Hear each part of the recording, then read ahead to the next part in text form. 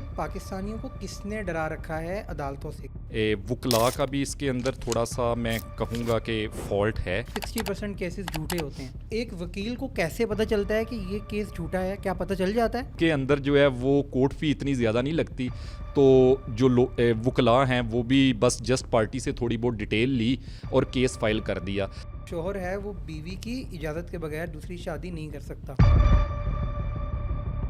طلاق تفویض اور خلا, جی, اس میں کیا فرق ہے؟ ایک عورت تھی, اس کی شادی اپنے ماموں کے بیٹے کے ساتھ اس کا رشتہ ہوا تھا, تو کسی بندے کو وہ لڑکی اچھی لگتی تھی, وہ بدماش تھا, اپنے علاقے کا بہت بڑا بدماش تھا. Please introduce your self. آپ کا کیا ایکسپیرینس ہے ابھی تک, اور آپ کی کیا فیلڈ ہے, پریکٹس کس میں کر رہے ہیں؟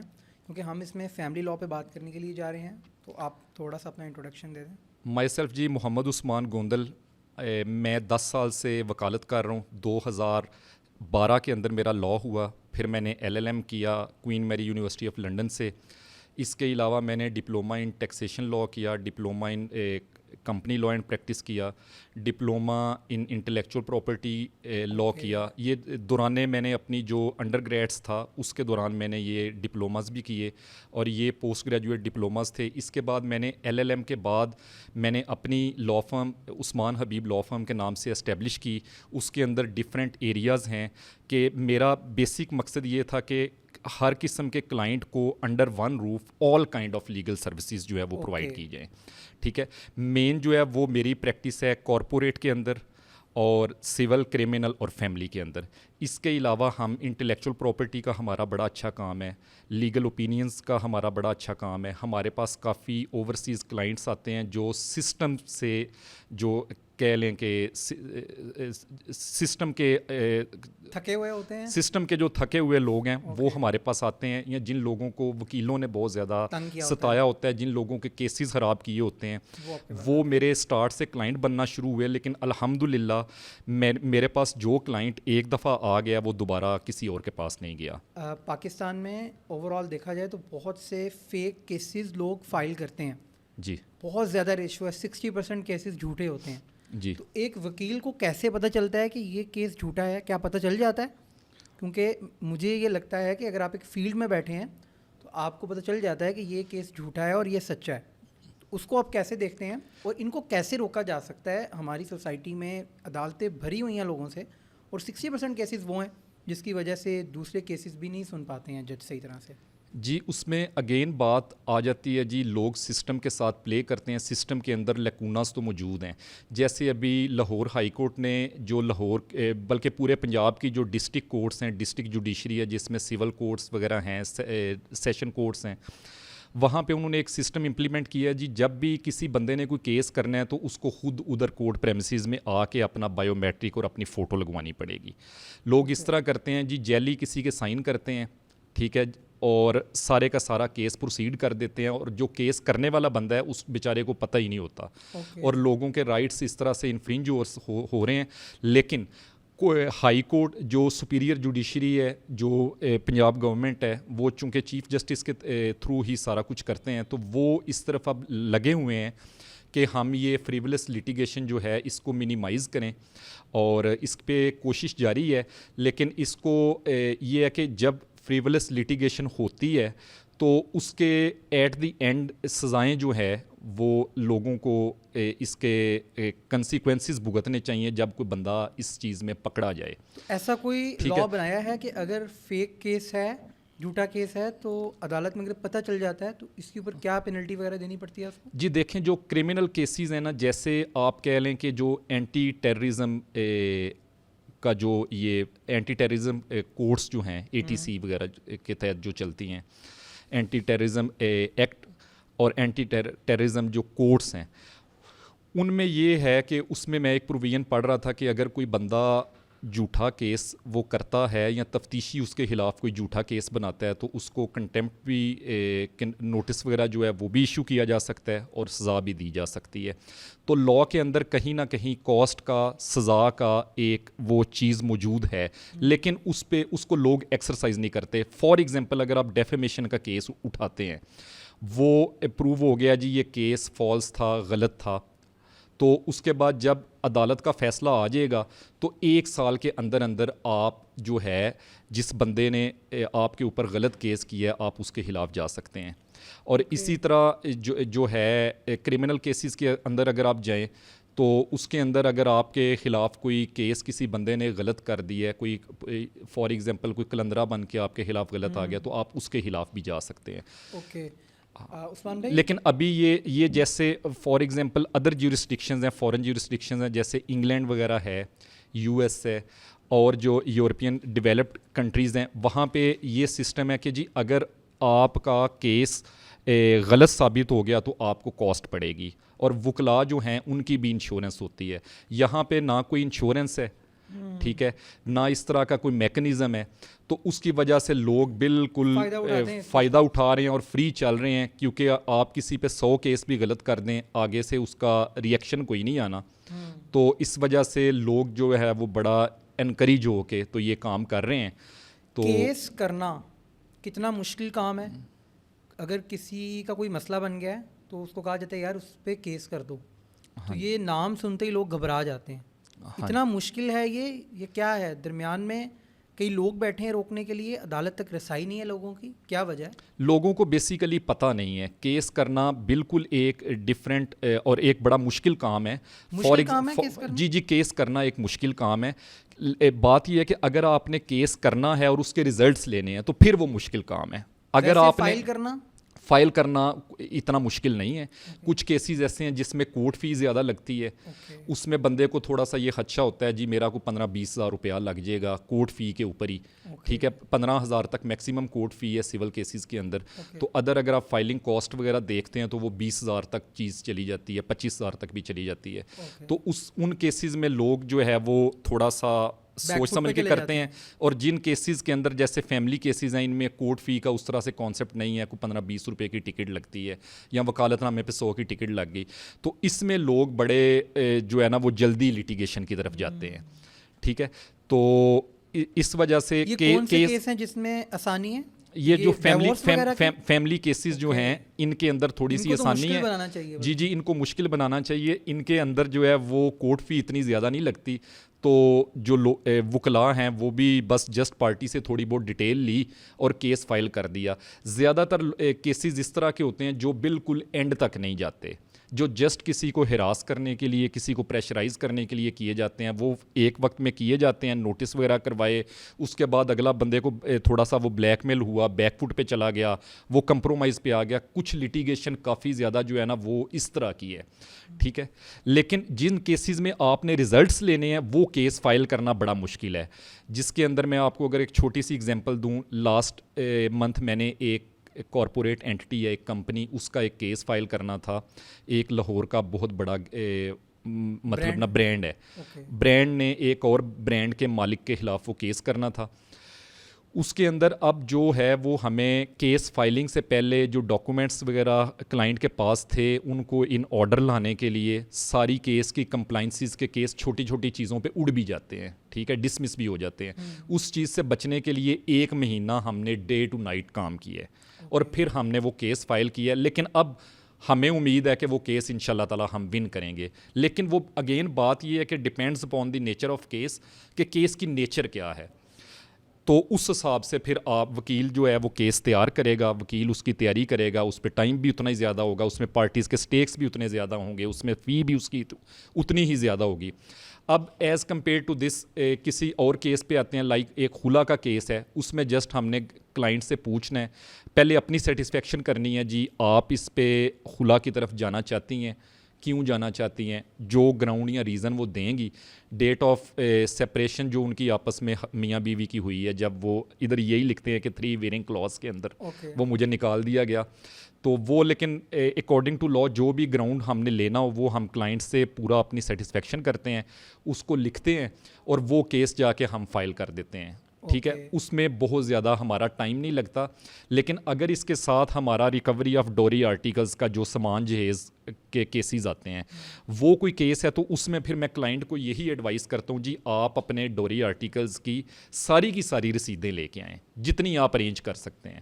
مطلب آپ ٹھیک ان ہے کی جی، ساری پہلے ہاں ریکوائرمنٹس جی پوری کرتے ہیں، بالکل، اس پھر طرح کے کیس فائل فائل کرتے کرنا مشکل ہو جاتے ہیں. ہیں، مشکل ہوتے ہیں، لیکن اس کے ریزلٹس آتے ہیں کیسز کے، اوکے، اس میں پھر جتنی ڈگری جو زیادہ ہے، محنت ہوئی ہے ہاں اتنا جی، اچھا. اس کی جو ڈگری ہے وہ پھر ہمارے حق میں آتی ہے، کیونکہ جتنی اسٹرانگ ایویڈنس ہم دیں گے اتنا زیادہ جج اس پارٹی کو ریکوری وغیرہ جو ہے وہ ڈالے گا. اوکے ٹھیک ہے عثمان بھائی، پاکستان میں جو شادیاں ہوتی ہیں، جی اگر ہم نے لا کی نظر سے دیکھنا ہے، ایک ویلڈ شادی مسلم میرج ایکٹ جو آرڈیننس ہے اس کے جی مطابق کیا ہے وہ، اور جو نکاح نامہ ہوتا ہے اس کے ڈفرینٹ کلازز ہوتے ہیں. اس میں اگر کسی کلاز میں یہ لکھ دیا جائے کہ جو شوہر ہے وہ بیوی کی اجازت کے بغیر دوسری شادی نہیں کر سکتا، جی تو یہ اس کو کیسے دیکھا جاتا ہے لا کی نظر میں؟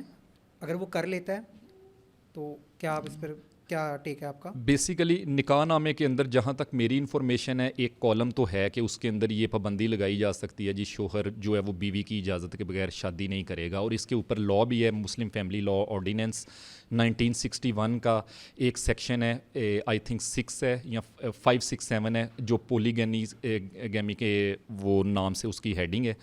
اس کے اندر یہ ہے کہ شوہر نے اگر دوسری شادی کرنی ہے تو اس نے بیوی سے اجازت لینی ہے، اور یا پھر آربیٹریشن کونسل جو ہے وہ اگر سمجھتی ہے کہ جی اس کو دوسری شادی کرنے کی اجازت دینی چاہیے تو پھر جو ہے وہ دوسری شادی بندہ کانٹریکٹ کر سکتا ہے.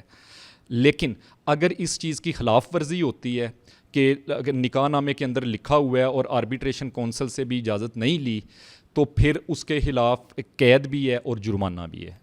اوکے، ٹھیک ہے مطلب جی، شوہر جو ہے اس کو جی قید بھی ہے. جی قید اچھا، بھی یہ ہے. پچھلے دنوں ایک لیکن خبر لیکن چلی تھی. لیکن ایک اور چیز ہے یہاں پہ میں اس کو بھی مینشن کرنا چاہوں گا کہ جب بھی کسی مرد نے دوسری شادی کرنی ہے تو اس نے نکاح نامے کے اندر اپنا پہلا نکاح جو ہے وہ ڈسکلوز کرنا ہے. اور اگر لڑکی نے کہیں طلاق کے بعد کبھی، چلیں یہ ٹاپک کے اندر سے ہی چیز آ رہی ہے نا، کبھی اس نے کوئی شادی کرنی ہے اور وہ مطلقہ ہے، وہ طلاق یافتہ ہے، تو اس نے اس کے اندر اپنے نکاح نامے کے اندر اپنا مینشن کروانا ہے جی میں طلاق یافتہ ہوں پہلے. اوکے، ٹھیک ہے، تو اگر وہ نہیں کرتی پھر؟ اگر نہیں کرتی تو پھر اس کے خلاف کوئی ایکشن ہو سکتا ہے، اور لیگل وہ ایکشن. ایکشن کون لے گا؟ ایکشن اگر کوئی بندہ کورٹ میں جائے گا تو پھر اس کے اوپر ایکشن ہوگا، پھر اوکے کورٹ ڈیسائیڈ کرے گی. ٹھیک ہے. تو ابھی یہ جو بات ہو رہی تھی کہ اسلام نے کوئی اس طرح کی پابندی نہیں لگائی، تو کیا یہ چیزیں کانٹراڈکٹ نہیں کر رہی؟ پاکستانی لاء کہہ رہا ہے کہ آپ نے اجازت لینی ہے، جی لیکن ادھر بالکل خاموشی ہے، ایسی کوئی بات نہیں ہو رہی. بالکل. لیکن بات یہ ہے کہ جب ہم پاکستان میں رہ رہے ہیں، ہم اس اسٹیٹ کے شہری ہیں، تو ہمیں پاکستان کا قانون جو ہے اس کو فالو کرنا پڑے گا. اب اس کے اندر اگین کافی زیادہ وہ چیزیں فرق آ جاتا ہے. جیسے کرسچنز ہیں، ان کا اپنا میریج ایکٹ ہے، مسلمانوں کا اپنا ہے جس کو مسلم فیملی لا آرڈیننس. اگر ایک انسان، ایک مرد کی شادی ایک کرسچن عورت کے ساتھ ہوئی ہے جی تو یہاں پہ کون سے رولز اپلائی ہوں گے، کون سے لا کے؟ نہیں پتہ.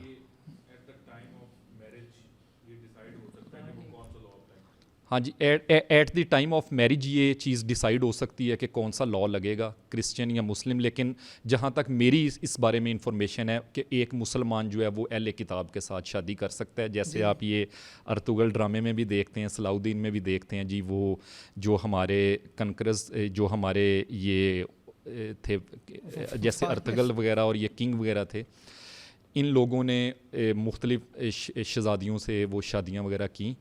ٹھیک ہے، تو اس میں ایسا بار نہیں ہے. جی لیکن آپ جو لا آف دی لینڈ ہے وہ فالو کریں گے. فار ایگزامپل اگر ایک مسلمان کی شادی ہو رہی ہے تو پھر جو یہ ہے اپنا دی مسلم فیملی لا آرڈیننس، اس کو فالو کیا جائے گا. اگر کرسچن کی وہ شادی ہو رہی ہے تو پھر دی کرسچن میریج ایکٹ جو ہے 1872 کا، اس کو فالو کیا جائے گا. پھر آگے اس کے اندر پہلے وہ عمروں کا بھی کافی مسئلہ تھا، لائک لڑکی کی عمر 13 سال ہونی چاہیے اور لڑکے کی بھی ایک خاص عمر بتائی ہوئی تھی کرسچنز میں کہ 16 سال. لیکن اب جو کرسچنز والا ہے اس کے اندر انہوں نے عمر بھی چینج کر دی ہے، 18 سال کر دی ہے 2024 میں. اور جو مسلم فیملی لا آرڈیننس ہے اس کے اندر بھی جو عمر کی حد تھی پہلے کم تھی، اب وہ گورنمنٹ یونینیمسلی اس کو 18 سال کر رہی ہے. اور اس کے اوپر جو ہے وہ چائلڈ میرج جو ہے وہ ریسٹرین ایکٹ وہ بھی ان فیلڈ ہے. ٹھیک ہے. تو یہ ایک وقت میں کافی زیادہ لیجسلیشنز, کافی زیادہ لاز چل رہے ہوتے ہیں سائڈ بائی سائڈ, جس کی وجہ سے پبلک کنفیوز ہوتی ہے. آپ بس اس کو اگر سمپل رکھیں تو وہ یہ ہے کہ جو کرسچنز ہیں انہوں نے اپنے چرچ کے اندر نکاح کرنے ہیں, اور چرچ ان کو وہ نکاح نامہ یا وہ سرٹیفکیٹ جو بھی ہے ان کا وہ ایشو کرے گی, اور مسلمز نے جانا ہے مولوی کے پاس جو نکاح رجسٹرار ہوگا جس کو آتھورائز کیا ہوا ہے یونین کونسل نے, وہ ہر ایک وارڈ میں ایک ہوتا ہے, وہ اپنی پریسکرائب فی لے گا اور وہ آپ کا نکاح جو ہے وہ کرے گا, اس کو باقاعدہ رجسٹرڈ کرے گا, جس کے اندر گواہان بھی ہوں گے پارٹیوں کی طرف سے, پارٹیاں بھی ہوں گی, اور حق مہر ڈیسائیڈ ہوگا. اگر طلاق تفویض کا رائٹ دینا ہے وہ ہوگا. ٹھیک ہے جی. حق مہر جو ہے وہ معجل ہے, یا وہ جو ایک پرومپٹ ڈاور ہوتا ہے, ایک ڈیفرڈ ہوتا ہے. معجل وہ ہوتا ہے جو موقع پہ ادا ہو گیا ہے, اور دوسرا جو ہے دوسرا غیر معجل ہے, وہ جو بعد میں بھی دیا جا سکتا ہے. اوکے, تو حق مہر ادا نہ کرنے پہ عورت مرد پہ کوئی کیس فائل کر سکتی ہے. اگر عورت کا حق مہر ادا نہیں ہوا تو وہ مرد سے کلیم کر سکتی ہے, بالکل کر سکتی ہے. اور اس کے لیے سوٹ فار ریکوری آف ڈاور جو ہے یہ فیملی کورٹ کے اندر ہوگا. فیملی کورٹس جو ہیں یہ بھی بیسیکلی سول ججز ہی ہوتے ہیں, ان کو اسپیشل پاورز دی جاتی ہیں, لائک ان کو فیملی جج ڈیزیگنیٹ کر دیا جاتا ہے. جیسے گارڈین پٹیشن ہم کرتے ہیں گارڈین جج کے پاس, وہ بھی بیسیکلی سول جج ہی ہوتا ہے, لیکن وہ گارڈین جج کی پاورز اس ٹائم ایکسرسائز کر رہا ہوتا ہے, تو وہ گارڈین پٹیشنز وغیرہ ڈیسائیڈ کرتا ہے. اوکے عثمان بھائی, ہم دیکھتے ہیں کہ ڈفرینٹ پروونسز میں پاکستان کے مختلف عمریں طے کی گئی ہیں شادی کے لیے, تو یہ ایک ہی کیوں نہیں ہو جاتی ہر جگہ پہ؟ جی اب ایک ہی ہو رہی ہے نا جی. جیسے کرسچنز میں نے بتایا 2024 میں ایک ہو گئی ہے 18 سال. اچھا, نہیں مسلمز میں جو یہ ہو رہا تھا کہ جو سندھ میں ہے وہ اور عمر ہے اور پنجاب میں اور ہے, جی بالکل, تو اس کا فائدہ اٹھایا جاتا تھا. جی اس کا فائدہ اٹھایا جاتا تھا, لیکن اب وہ یونیفارملی پارلیمنٹ کے شاید ایک ہاؤس نے اس پہ لا پاس کر دی ہے. ٹھیک ہے, اور اس میں عمر انہوں نے 18 سال کر دی ہے. ٹھیک ہے, تو وہی سسٹم اب یونیفارملی فالو ہوگا. لیکن پہلے جو ہے وہ لوگ اس چیز کو مس یوز کر رہے تھے, انڈر ایج جو لڑکیاں ہیں ان کے ساتھ شادیاں کر رہے تھے, اس سے پھر ان کی چونکہ نشو نما بھی صحیح نہیں ہوئی ہوتی, تو جو بچے ہوتے ہیں وہ بھی اب نارمل پیدا ہونے کے چانسز ہوتے ہیں, اور کافی زیادہ ایشوز آ جاتے ہیں کہ لڑکی اپنے معاملات اچھے طریقے سے نہیں سمجھتی ہوتی, تو اس کے لیے کافی خرابیاں ٹھیک ہے ہوتی ہیں. جی, اور دوسرا یہ جو بھی ہمارے ہاں چل رہا ہوتا ہے فیملی لا کو لے کے, مطلب فیملی لا کے اوپر بات کر رہے ہوتے ہیں جرنلسٹ اس طرح سے کہ میں کھل کے بات کر لیتا ہوں. پاکستان کے ex prime minister Imran Khan پہ کیس ہوا ہے ریسنٹلی, عدت کیس, جو آپ کو پتہ ہوگا. تو وہ کیا کیس ہے, بنتا ہے نہیں بنتا, آپ اس کے بارے میں کیا کہیں گے؟ یہ پورا میں اس پہ بریف نہیں کر سکتا. آپ نہیں بات کر سکتے اس پہ بریف نہیں کر سکتا. ٹھیک ہے. ویسے عدت کیس جو ہے اس میں جو ہمیں پتہ ہے, یہ پتہ ہے کہ جو عورت ہے اس کی گواہی بس بہت ہوتی ہے. ہاں جی, تو لا اس کے بارے میں کیا کہتا ہے, مطلب کہ اگر کوئی عورت بیسیکلی تو یہ ہے کہ جب مرد کسی عورت کو طلاق دیتا ہے تو اس میں پھر یہ ہے کہ عدت تک اس نے اس کا خرچہ بھی ادا کرنا ہوتا ہے, اور جب عدت کمپلیٹ ہوئی تو پھر اس کے بعد طلاق مؤثر سرٹیفکیٹ ایشو ہوگا. ٹھیک ہے, اگر بچہ پیدا ہونا ہے تو جب بچہ پیدا ہوگا تب عدت ختم. اگر شوہر مر جاتا ہے تو 4 مہینے اور 10 دن جو ہے وہ عدت ہوگی. اور ویسے جو ہے جب طلاق کا نوٹس آ جاتا ہے تو 90 ڈیز پورے ہوتے ہیں تو طلاق افیکٹیو ہو جاتی ہے. پروسیجر تو عدت کے پیچھے بیہائنڈ یہ ہے, اور اس کے اندر مینٹیننس جو ہے وہ ہسبینڈ اور ایڈیکویٹ ہاؤسنگ وہ اس نے دینی ہے, پرووائڈ کرنی ہے. اگر تو کوئی عمران خان صاحب والا جو کیس ہے اس میں اگر ہم دیکھیں تو وہ بیسیکلی اس کے اندر آئی تھنک وائڈیبل میرج تھی. وائڈیبل میرج تھی کہ جو at the option of parties وہ اس کے اندر جو بھی مسئلہ تھا وہ ٹھیک ہو سکتا تھا. اگر ایک انسان کسی کو مطلب اپنی بیوی کو طلاق دیتا ہے جی, اور وربلی دیتا ہے, کوئی لیگل جو ہے پروسیس فالو نہیں کرتا, جی, ڈاکومنٹیشن نہیں کرتا, جی, یہ طلاق مانی جائے گی؟ جی اس کے اوپر بہت اچھا آپ کا کویسچن ہے جی. مسلم فیملی لا آرڈیننس جب نہیں تھا آیا, اس سے پہلے یہی سسٹم تھا کہ لوگ وربل طلاق دے دیتے تھے. بندہ فوت ہو گیا, 2 سال بعد بیوی اٹھی, اس نے کہا جی میں اس کی لیگلی ویڈڈ وائف تھی at the time of his death, اور وہ پراپرٹی کے اندر کلیم کرنا شروع کر دیتی تھی. تو ان چیزوں کو ہی منیمائز کرنے کے لیے بیسیکلی یہ لاز آئے.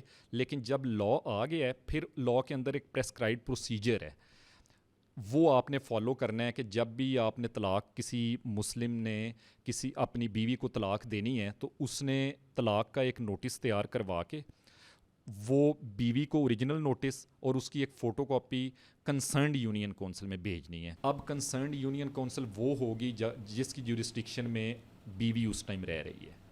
اوکے ٹھیک ہے جی.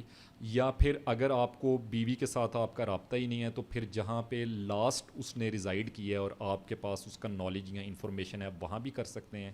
یا جہاں پہ آپ کا نکاح نامہ سولمنائزڈ ہوا تھا جس یونین کونسل میں, آپ وہاں بھی کر سکتے ہیں. تو جب وہ یونین کونسل کے بھی نوٹس میں چلا گیا, تو اگر بیوی پریزنٹ ہو سکتی ہے, پارٹیز پریزنٹ ہو سکتی ہیں, تو ایک آربیٹریشن کونسل تشکیل دی جائے گی اور وہ پارٹیز کو بلا کے ان کو سمجھائیں گے. اگر پارٹیز آپس میں نہیں سمجھتی, نہیں ریکنسائل کرنا چاہتی, تو 90 دن کا period from the date of receiving of that notice, وہ within 90 days parties reconcile کر سکتی ہیں کسی بھی وقت, اور ان کو ری میرج کی بھی ضرورت نہیں ہے دوبارہ. ٹھیک ہے. جب وہ 90 days کا پیریڈ ایکسپائر ہو جائے گا, ساتھ ہی ایک طلاق مؤثر سرٹیفکیٹ مل جائے گا. وہ بھی طلاق مؤثر سرٹیفکیٹ جب ملے گا, تو پھر اس کے بعد آپ نادرا کے اندر جائیں گے اور اپنا ڈیٹا وہاں پہ اپڈیٹ کروائیں گے. تو عام طور پہ طلاق مؤثر سرٹیفکیٹ یونین کونسل والے پارٹی کو پتہ نہیں ہوتا, پارٹی وہاں پہ نوٹس بھیجتی نہیں ہے, تو وہ تو کہتے ہیں جی جب ہمارے پاس وہ نوٹس آئے گا, ہمیں ریسیو ہوگا, تو ہم آپ کا 90 days کا پیریڈ تب سٹارٹ کریں گے. سملرلی جہاں پہ عدالت نے خلا کی ڈگری جاری کر دی ہے, ڈگری کی آپ سرٹیفائڈ کاپی لیں گے اپنے وکیل کو کہہ کے ریکویسٹ کر کے کہ جی مجھے کیس کی کمپلیٹ فائل دیں. وہ آپ فائل لے جا کے کنسرنڈ یونین کونسل میں آپ جمع کروائیں گے. جب آپ جمع کروائیں گے, تو وہ سمجھ لیں کہ آپ کا پیریڈ آف 90 days سٹارٹ ہو جائے گا. جب وہ پیریڈ آف 90 days آپ کا ختم ہوگا, تو پھر آپ کو اس کی بیسس پہ طلاق مؤثر سرٹیفکیٹ ایشو کر دیا جائے گا. طلاق تفویض اور خلا, جی اس میں کیا فرق ہے؟ طلاق تفویض عورت اپنا رائٹ ایسے ہی یوز کرے گی جیسے مرد اپنا طلاق کا رائٹ یوز کرتا ہے. تو یہ اور خلا جو ہے اکارڈنگ ٹو اسلامک لا تو یہ کہیں ایگزسٹ نہیں کرتا. تو یہ کہاں سے نکلا ہے؟ جی خلا جو ہے نا, یہ جہاں تک میری انفارمیشن ہے, یہ پاکستان کے اندر بیسیکلی لا ہے جو لا عورت کو ایک گنجائش دیتا ہے.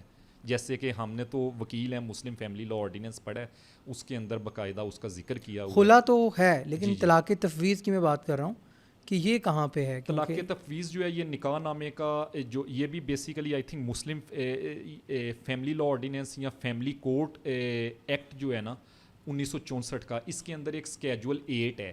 اسکیجول 8 کے اندر نکاح نامہ دیا ہوا ہے, اور جب کوئی چیز اسکیجول کے اندر آ گئی تو وہ لا ہے بیسیکلی. اوکے, تو یہ آئی تھنک مطلب یہ پاکستانی لا ہے, جی جی بالکل, اسلامک لا نہیں ہے طلاق تفویض والا. جی جی نہیں, اسلامک نہیں ہے. تو طلاق تفویض انفارمیشن ہے, میں کوئی مفتی تو نہیں ہوں, مجھے تو لیگل کی چیزوں کا پتہ ہے کہ جی یہ اسکیجول 8 میں پرووائڈیڈ ہے پورا نکاح نامہ. اوکے, تو یہ جو طلاق تفویض ہے اور جو دوسری طلاق ہے, جی اس میں کیا ڈفرینس ہے؟ مطلب عورت فائل کرتی ہے, ایک تو ہے کہ عورت چاہتی ہے طلاق. طلاق تفویض میں عورت اسی طرح سے نوٹس دے گی 90 days والا ٹائم ہے. جی 90 days والا ہی ٹائم اس میں فالو ہوگا, لیکن اس میں عورت مرد کو نوٹس دے گی.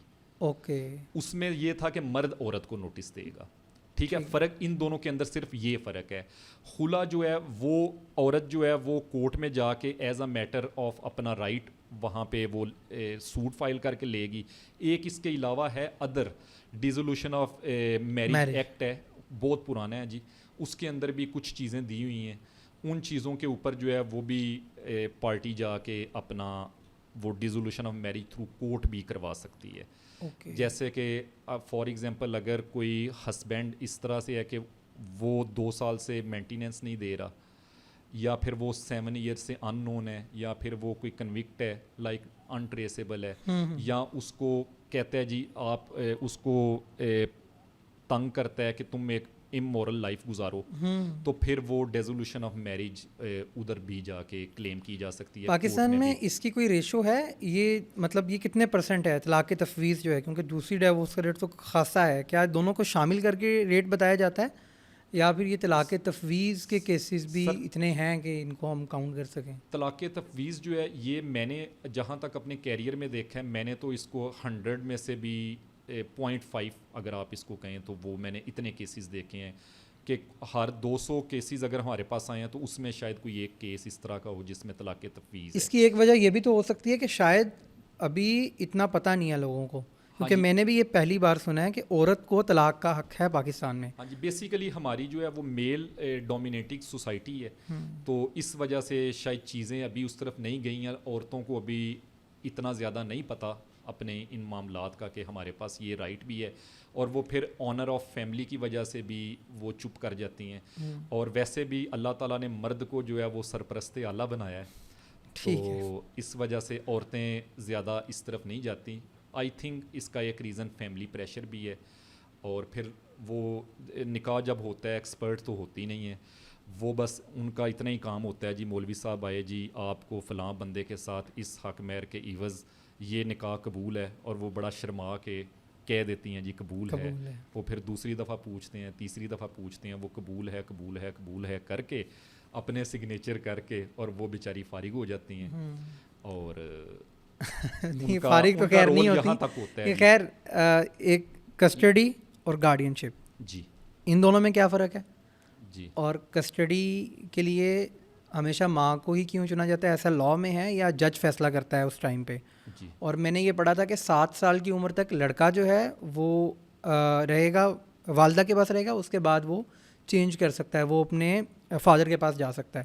اور جو لڑکی ہے وہ جب تک بالغ نہیں، یعنی 18 سال کی نہیں ہو جاتی تب تک جو ہے وہ فادر کے پاس نہیں جا سکتی. تو اس کو تھوڑا سا ایکسپلین کرتے ہیں. جی بیسیکلی ایک کسٹڈی اور جو گارڈین ہے یہ 2 ڈفرینٹ چیزیں ہیں.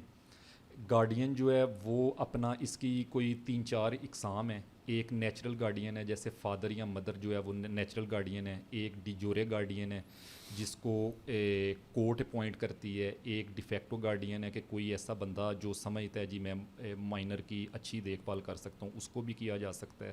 ایک ٹیسٹمری وہ ٹیسٹمونری اس طرح کا کوئی گارڈین ہے. چوتھا جو ہے ٹیسٹمیٹری گارڈین. ایک ٹیسٹمیٹری گارڈین ہے، وہ اگر کسی بندے کا باپ یا ماں کہہ جاتا ہے جی میرے بعد جو ہے وہ فلاں بندہ میرے بچے کی اچھی دیکھ بھال کر سکتا ہے، تو وہ اس بندے کو گارڈین اپوائنٹ کیا جائے گا. یہ ریٹن ہوگا کہیں؟ جی جی یہ ریٹن ہوگا. اس کے بعد گارڈین 2 قسم کا ہے. For example guardian of person ہے، گارڈین آف پراپرٹی ہے. عدالت ماں کو بھی guardian of person property appoint کر سکتی ہے، باپ کو بھی کر سکتی ہے، دونوں کو بھی کر سکتی ہے. اکثر آپ دیکھتے ہیں کہ پاکستان سے باہر جب لوگوں نے جانا ہوتا ہے تو پاسپورٹ وغیرہ کے ایشوز آتے ہیں.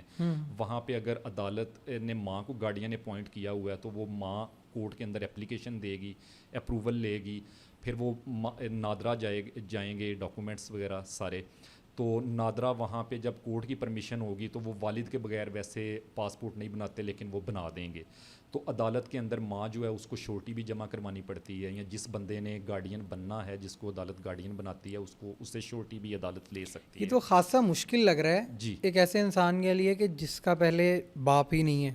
جی ایک تو یہ مسئلہ ہے. جی دوسرا پھر اس کے اوپر عدالت نے اتنی زیادہ چیزیں رکھ دی ہوئی ہیں کہ جانا ہے اور یہ بھی جمع کروانا ہے، یہ بھی جمع کرنا، اور یہ اس میں سیکیورٹی بانڈ بھی ہوتا ہے شاید. ہاں جی وہ شورٹی اسی کی بات کر رہے ہیں نا جی. یہ بیسیکلی کافی زیادہ کیسز اس طرح سے ہوئے ہیں کہ لوگ اتنی ہیوی شورٹیاں دے کے بھی اس کے باوجود آپ دیکھتے ہیں جی ادھر سے کسی باپ نے بچوں کو لیا، ان کی کسٹڈی لی اور وہ ان کو لے کے باہر کے کنٹری چلا گیا. کیونکہ دیکھیں جو پیچھے نان کسٹوڈیل پیرنٹ ہے، فار ایگزامپل ماں ہے یا باپ ہے، اس کا بھی وزیٹیشن کا رائٹ تو ہے نا جی. بچے اس کے بھی ہیں. تو یہ چیزیں مس یوز ہوتی ہیں جس کی وجہ سے عدالتیں وہ شورٹی لیتی ہیں. لیکن اگر کوئی بندہ وہ شورٹی جتنی عدالت فار ایگزامپل کہہ دیتی ہے جی ہم نے 10 لاکھ لینی ہے، وہ کوئی نہیں دے سکتا، ٹھیک ہے، تو عدالت اس میں اپلیکیشن دے کے ہم نے کچھ کیسز میں بھی وہ اس چیز کو ریلیکس کروایا ہے. وہ عدالت اس کو کم کر دیتی ہے. اور فیسیلیٹیٹ کرتی ہے بیسیکلی پارٹیز کو بھی, کیونکہ یہ جو فیملی لاز ہیں ان کے اندر جو کوڈ آف سول پروسیجر ہے اس کو اسٹرکٹلی فالو نہیں کیا جاتا, پابند نہیں ہے عدالت کو جو بہتر لگے for the welfare of the minor عدالت کر سکتی ہے. کمنگ ٹو یور کویسچن کہ بچے کی جو کسٹڈی ہے یہ ماں کو ہی دی جاتی ہے, باپ کو نہیں دی جاتی, تو ایسی کوئی بات نہیں ہے.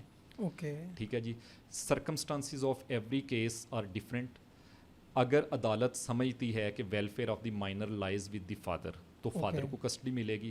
اگر عدالت سمجھتی ہے کہ welfare of the minor lies with the mother, court circumstances دیکھے گی, پارٹیز کی جو ایویڈنس ہے وہ دیکھے گی. جو میں نے اسٹارٹ آف دی پروگرام بھی یہ بات کی کہ جی اگر اچھا کیس بندے نے بنانا ہو تو اس پہ ٹائم لگتا ہے, انرجی لگتی ہے, ڈاکومنٹیشن لگتی ہے, وہ اسٹرکٹ ہوگی چیزیں, کمپلائنس وغیرہ کلائنٹ سے بھی آپ کروائیں گے. تو جو فیس آف ریکڈ پہ ایویڈنس ہوگا اس کو دیکھ کے ہی عدالت فیصلہ کرے گی. لیکن جو بچہ عام طور پہ یہ ہوتا ہے کہ 7 سال تک جو میل جو بچہ ہے بوائے وہ عدالتیں مدر کو دیتی ہیں, اور جو لڑکیاں ہوتی ہیں وہ شادی تک. ٹھیک ہے, لیکن جہاں پہ فار ایگزامپل والدہ نے کوئی دوسری شادی کر لی ہے وہاں پہ اسٹیپ فادر جو ہے وہ غیر محرم ہے. تو اگر میں نے یہ دیکھا ہے, میں نے جو پڑھا تھا اس میں یہ تھا کہ جو مدر ہے وہ پہلا آپشن ہے. اگر وہ کہیں پہ انفٹ ہے یا عدالت کو لگ رہا ہے پھر وہ فادر کے جائے گی, مطلب وہ سیکنڈ آپشن پہ ہی ہے.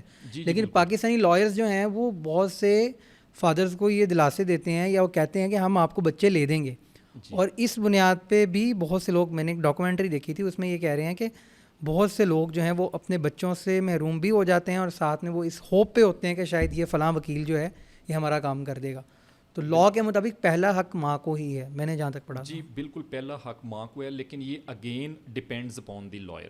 وہ آپ کا کیس کتنا اچھا تیار کرتا ہے, پارٹی کے پاس کتنی اچھی ایویڈنس ہے, اور آپ اس ایویڈنس کو کتنا اچھا ایگزیبٹ کرواتے ہیں. ٹھیک ہے, یہ اگین ڈپینڈ کرتا ہے. ہمارے پاس کافی کیسز اس طرح کے ہیں جس میں ہم نے فادر کو کسٹڈی لے کے دی ہے. وہ اس بیسس پہ لے کے دی ہے کہ ہم نے مدر کے جو سرکمسٹانسز ہیں وہ اسٹیبلش کر دیے کہ یہ انفٹ ہے, غیر اخلاقی وہ زندگی گزار رہی ہے.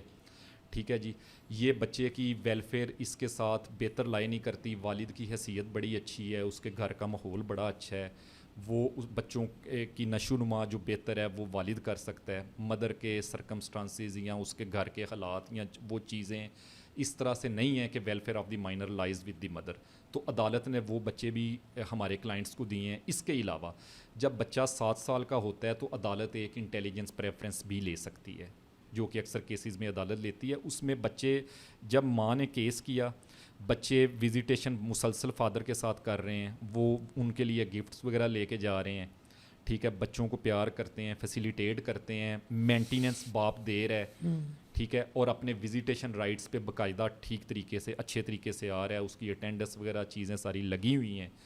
ٹھیک ہے, تو پھر تو اس طرح بھی ہوتا ہے کہ بچے کی سالگرہ ہے یا عید ہے, اس پہ بھی عدالت کے اسکیجول کے مطابق بچہ جو ہے وہ باپ اس کو اپنے گھر بھی لے جاتا ہے. ٹھیک ہے, تو وہ بچوں کو بیسیکلی باپ نے اپنے ساتھ مانوس کرنا ہے, اور مائیں جو ہیں وہ نیچرل بھی آپ کو پتہ ہے ویسے بھی ذرا زیادہ سختی کرتی ہیں, بچوں سے تنگ آئی ہوتی ہیں. اور آج کل ہم نے کافی کیسز میں یہ دیکھا ہے کہ مائیں جو ہے وہ اپنا موبائلز پہ ہی لگی رہتی ہیں سارا دن, اور میڈز جو ہے وہی بچوں کو کب وہ سارا براٹ اپ کر رہی ہیں, تو بچے ماؤں سے چڑ جاتے ہیں, ماؤں کے ساتھ ان کی اٹیچمنٹ نہیں ہوتی.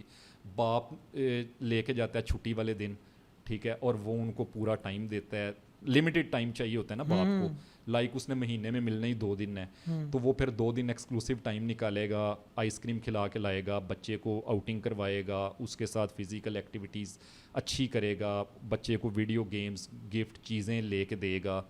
پھر یہ ہے کہ اپنا میں ایک اپنے کلائنٹس کو ایڈوائز کرتا ہوں کہ آپ نے جو بھی مینٹیننس یا جو بھی چیز دینی ہے وہ مدر کے اکاؤنٹ میں آن لائن کروائیں یا عدالت کے اندر جمع کروائیں, کیونکہ جو آپ کیش یا ویسے چیزیں خرچہ دے دیتے ہیں نا جی, اس کا ریکارڈ نہیں ہے, وہ کل کو آپ کے وہ حق میں وہ چیزیں اس طرح سے نہیں ہوتی. تو اگین بات یہ ہے کہ یہ سرکمسٹانسز پہ ڈیپینڈ کرتا ہے. اگر سرکمسٹانسز وکیل نے اچھے بنا دی اور پارٹی بھی دیکھیں, وکیل نے اگر کہنا ہے جی مجھے اس طرح سے یہ والا ڈاکومنٹ چاہیے, وہ پارٹی اگر لے آئے گی تو پارٹی کا فائدہ ہو جائے گا. وکیل تو بتا ہی سکتے ہیں نا. لیکن اگین مسئلہ یہ ہے کہ زیادہ تر لوگوں کو اس چیز کا پتہ ہی نہیں ہے کہ ہم نے کون سا کیس اسٹیبلش کرنے کے لیے کون سا ڈاکومنٹ وہاں پہ ایگزیبٹ کروانا ہے اور کس طریقے سے کیس کو لے کے چلنا ہے. عثمان بھائی، پاکستان میں جو ڈیورس ہو رہی ہے اس کی سب سے بڑی ریزن کیا ہے؟ عدم برداشت. آپ کے پاس جو کیسز آتے ہیں، کوئی کریزیسٹ کیس آپ نے کوئی دیکھا ہو ڈیورس کا؟ کوئی ڈائیورس کا یا خلا کا اس میں ڈفرینس آ گیا نا کہ دونوں ڈائیورس میں یہ ہے کہ لوگ یہ کہتے ہیں، جو مرد ہیں وہ یہ کہتے ہیں جی ہماری بیویاں جو ہیں وہ مطلب ڈس اوبیڈینٹ ہیں، وہ ہماری بات نہیں مانتی، وہ آگے سے زیادہ کراس ٹاک کرتی ہیں، زیادہ تلخ کلامی کرتی ہیں. ٹھیک ہے. اور اس میں ایک تھوڑا سا لا سے ہٹ کے بھی ایک چیز ہے. کچھ لوگوں کا یہ کہنا ہے جی ہماری جو ساس ہے وہ پیچھے سے بڑی فیڈنگ کرتی ہے اور ہمارے گھر جو ہے وہ ساس کی انگلی کے اوپر چل رہے ہیں.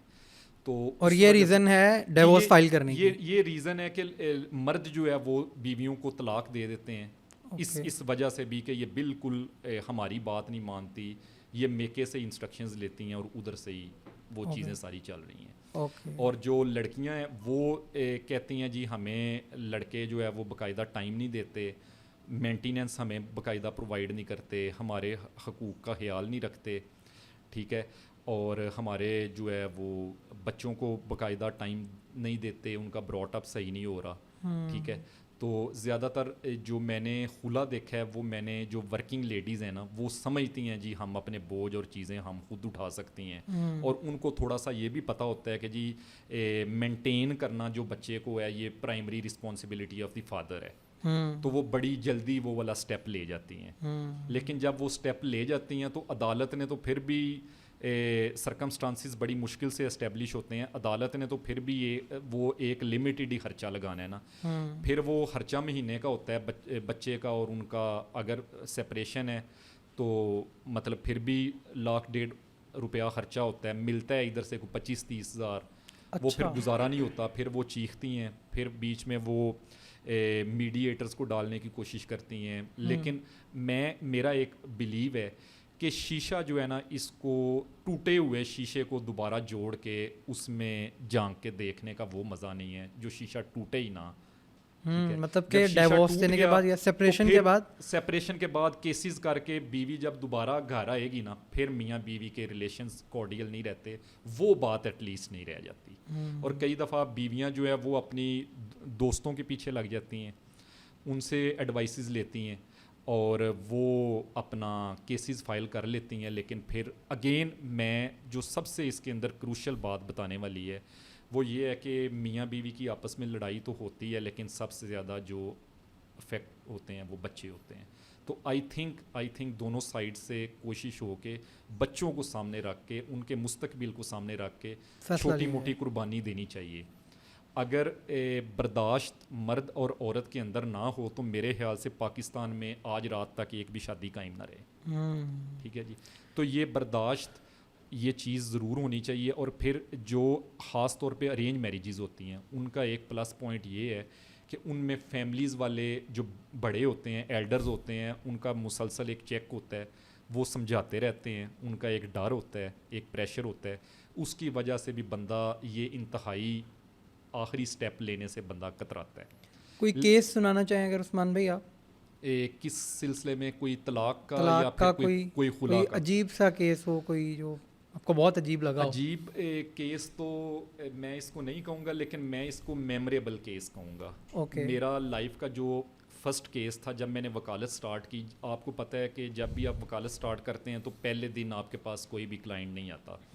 میرا فیملی بیک گراؤنڈ اس طرح کا تھا کہ مجھے کافی امید تھی کہ میرے فیملی میں سے میرے فادر، میرے چچا اور لوگوں کی طرف سے مجھے کافی کیسز آئیں گی from the start of my career. تو وہ انہوں نے تو مجھے صاف انکار کر دیا کہ ہم نے تو بھائی آپ کو کوئی کیس نہیں بھیجنا، ہم نے لاہور میں آپ کو پڑھایا ہے، آپ نے اپنی وکالت خود اسٹیبلش کرنی ہے، تو ہمارے سے کوئی امید نہ رکھنا، اپنا خود ہی بیٹھ کے کرو جو کرنا ہے.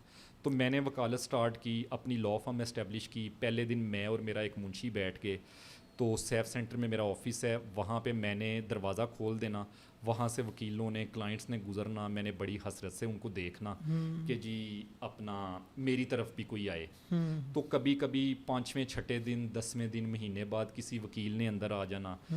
کچھ لوگوں نے آنا, ہمارے پلازا کے اندر اعظم نذیر تارڑ صاحب کا آفس ہے, لوگوں نے کہنا جی تارڑ صاحب کا آفس کدھر ہے, تو میں کافی دیر سمجھ لیں ان کا ریسیپشنسٹ بنا رہا, میں نے کہنا جی اوپر دوسرے فلور پہ, فلاں وکیل کا کدھر ہے جی اوپر تیسرے فلور پہ. لیکن میرے اندر ایک جستجو تھی کہ میرے پاس جب بھی کوئی کیس آیا پہلا تو میں نے اس کو بہت اچھے طریقے سے کرنا ہے. اب خلا کا کیس ایک سب سے چھوٹا کیس سمجھا جاتا ہے. میرے پاس ایک کیس آیا جی ایک کسی دوسرے ضلع سے, اب میں اس کا نام بھی نہیں لینا چاہوں گا کیونکہ پارٹیز کی آئیڈینٹی میں ڈسکلوز نہیں کرنا چاہتا. آیا میرے منشی کے ریفرنس سے. ایک عورت تھی, اس کی شادی اپنے ماموں کے بیٹے کے ساتھ, اس کا رشتہ ہوا تھا.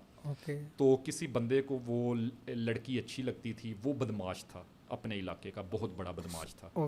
اس نے اس لڑکی کو اٹھایا, اس کے ساتھ زبردستی نکاح کیا, 40 دن تک اس کو اپنے پاس رکھا. وہ لڑکی کہیں 100 200 روپیہ جمع کرتی رہی. اس نے تقریباً 40 دن میں 5-6 ہزار روپیہ جمع کیا. وہاں سے وہ کسی طریقے نکلی, اس نے وہاں سے ٹیکسی لی, اپنی ماں کو ساتھ لیا, سیدھا میرے پاس آ گئی میرے منشی کے ریفرنس سے. اب میں نے سب سے پہلا سٹیپ یہ لیا کہ میں نے اس کو فوری طور پہ دارالامان بھجوایا, کیونکہ وہ دوسرے لوگ بدماش تھے, بڑا زیادہ خطرہ تھا کہ یہ اس کو دوبارہ اٹھائیں گے اور کوئی ایسا ایکٹ پرفارم کر دیں گے جو کہ بڑا ڈینجرس ہوگا اس لڑکی کے لیے. اچھا جی, جب میں نے کیس فائل کیا, ان لوگوں کا علاقے میں بھی ایک بہت بڑا نام تھا. تو جب عدالت کے ان کو نوٹس وغیرہ گئے تو وہاں پہ تھرتھلی مچ گئی. ان لوگوں نے پھر میرا وکالت نامے کے اوپر سے نام دیکھا, انہوں نے میرے گھر والوں کو بھی اپروچ کیا. یہ وہ تھا جو بدماش تھا, یہ بدماش تھا. انہوں نے میرے ایز اٹارنی میرے گھر والوں کو بھی اپروچ کیا, اور وہ تقریباً 200 بندہ لے کے میرے والد صاحب کے پاس چلے گئے کہ اپنے بیٹے کو کہیں کہ اس کے اندر ریکنسیلیشن ہونے دو اور عدالت سے کوئی ڈیٹ وغیرہ 1-2 لیں. تو میرے والد صاحب نے مجھے صاف فون کیا, میں نے کہا جی آپ نے مجھے کہا تھا کہ ہم نے کیس کوئی نہیں دینا, اب میں آپ کو یہ کہہ رہا ہوں کہ میرے معاملات میں آپ نے نہیں بولنا, میرے کلائنٹس کو جس طریقے سے میرا دل کرے گا میں ان کو ہینڈل کروں گا. میں نے کہا جی اس کے اندر ظلم ہوا ہے, اللہ تعالیٰ کی ذات نے ایز اے وکیل بھی ہم جتنے ریسورسز ہمارے پاس ہیں وہ یوز کر کے ہم ظلم کے خلاف اپنی آواز اٹھائیں گے. میں نے اس کے اندر کوئی گنجائش نہیں دینی. اس کیس کے اندر ہم نے اس کا ساتھ پھر وہ ڈوری آرٹیکلز وغیرہ, وہ بھی اس کی ماں نے 40 لاکھ روپے کا اس زمانے میں, یہ میں آپ کو آج سے 12 سال پہلے کی بات بتا رہا ہوں, 40 سال پہلے 40 لاکھ روپے کا اس کا جہیز بی بی کا تیار کیا ہوا تھا اس لڑکی کا, وہ بھی وہ سارے کا سارا اٹھا کے لے گئے. اور بہت زیادہ انہوں نے ظلم کیا. پھر ہم نے وہ بھی سارا کیس ان کے خلاف کیا. انہوں نے پھر یہ ریسٹیٹیوشن آف کنجیوگل رائٹس کا ایک کیس کیا ہمارے خلاف کہ جی ہم تو بسانا چاہتے ہیں, یہ خود گئی ہے. ساتھ ہی ہم نے اس طرح کیا کہ اپنا کرمنل پروسیڈنگز وغیرہ جو ہے وہ بھی سٹارٹ کی. ٹھیک ہے, اس کے اندر کافی لوگوں پہ پرچے وغیرہ بھی دیے. پھر ہوئے اخباروں کے اندر یہ چیز آئی.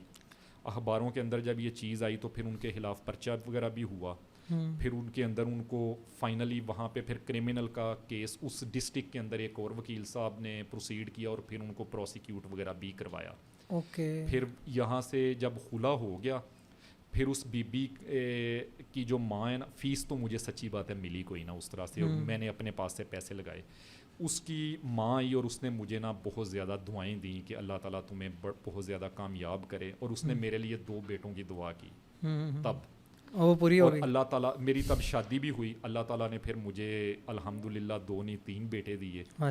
اور اس کے بعد پھر یہ ہوا کہ وہاں پہ پھر سارا کچھ, وہ دوسری جو پارٹی تھی وہ بیک فٹ پہ چلی گئی. اس کا خلا ہو گیا. اس کی پھر شادی ایک بہت اچھے خاندان میں اس لڑکی کی شادی ہوئی. اور پھر اکثر اس لڑکی کی جو ماں ہے وہ مجھے ہر سال فون کرتی ہے اور میرا حال پوچھتی ہے, مجھے دعا دیتی ہے, اور مجھے کہتی ہے کہ اب ہمارے پاس پیسے بھی ہیں, پیسے چاہیے تو لے لیں. لیکن میں کہتا ہوں کہ میں نے اماں جی یہ اللہ تعالیٰ کی رضا کے لیے کیا تھا. اور اس کے بعد اپنا وہ لڑکی اب اپنے گھر میں بستی ہے. تو شاید اللہ تعالیٰ انسان سے کوئی ایک ہی کام ایسا کروا دیتا ہے جو شاید انسان کے لیے بخشش کا سامان یا سبب بن جائے. تو یہ میرے لیے ایک بہت بڑا میموریبل کیس تھا. ہے یہ خلا کا کیس تھا, لیکن اس کے اندر ہمیں تھوڑا عجیب میں نے بھی تھا باقاعدہ لا کو, پروسیجر کو میں نے جو ہے نا وہ پورا. اوکے عثمان بھائی, ہم نے دیکھا پچھلے دنوں ہمارے ایک علاقے کے لائر تھے, ان کو قتل کر دیا گیا کیونکہ وہ کوئی کیس ایسا لڑ رہے تھے. تو ایک وکیل کی لائف کو تھریٹس ہوتے ہیں کافی زیادہ, تو آپ اس کو کیسے مینیج کرتے ہیں, مطلب ان سب چیزوں کو؟ یہ نا جی زیادہ تر ہوتا ہے جب آپ پرسنل ہو جاتے ہیں. زیادہ مسئلہ آتا ہے جب آپ قتل کے کیسز میں, فار ایگزامپل آپ لائر ہیں یا ہینیس کرائمز کے اندر ہیں جہاں پہ دوسرے بھی دہشت گرد ہیں اور وہ لوگ اس طرح کے ہیں اور آپ پارٹی کی سائڈ مارتے ہیں, ٹھیک ہے, یا آپ کسی پارٹی سے پیسہ اٹھا لیتے ہیں, جی میں کیس آپ کے حق میں کروا کے دوں گا, اور آپ سمجھتے ہیں جی میں وکیل ہوں, میرے سے کسی نے کیا ریکوری کرنی ہے, تو گولی تو نہیں دیکھتی, جب وہ نکل جاتی ہے وہ وکیل کو بھی ویسے ہی لگنی ہے جیسے آرڈنری بندے کو لگنی ہے.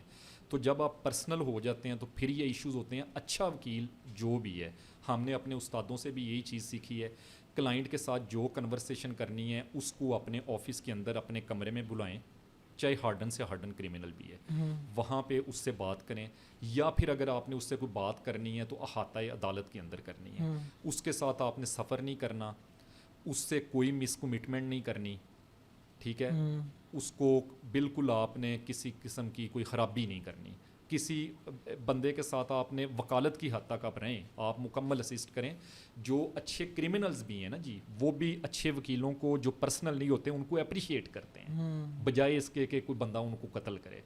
تو یہ لوگ وکلا جو قتل ہوتے ہیں وہ اپنی جب باؤنڈری کو کراس کرتے ہیں تو پھر وہ قتل ہوتے ہیں. اگر آپ ہمارے یہاں پہ بڑی بڑی اچھی اگزامپلز ہیں, بڑے بڑے اچھے سیزن لائرز ہیں, انہوں نے دہشت گردوں کے بھی کیسز کیے ہیں, سول کے بھی کیسز کیے ہیں, ہر قسم کی چیزیں کی ہیں, لیکن وہ کبھی انہوں نے اپنی ایک لمٹ یا باؤنڈری کراس نہیں کی.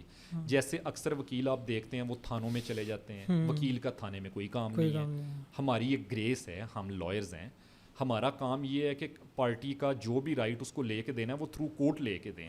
وی are officers of the court نا, تو ہم نے کورٹ کے تھرو ریلیف لے کے دینا ہے. تھانے کے اندر جو بھی پروسیڈنگز ہیں وہ پارٹی نے خود کرنی ہے. ہاں, تھانے کی پروسیڈنگز بھی اگر کسی کو پتہ نہیں ہے وہ ہمارے پاس آئے, لوگ ہمارے آفس میں آتے ہیں, ہم سے اپلیکیشنز وغیرہ چیزیں ڈکٹیٹ کرواتے ہیں, سارا کرتے ہیں. یہ پاکستانیوں کو کس نے ڈرا رکھا ہے عدالتوں سے؟ کیونکہ کورٹ تو بنتی ہی اس لیے ہے لوگ وہاں جائیں, جسٹس کے لیے جائیں.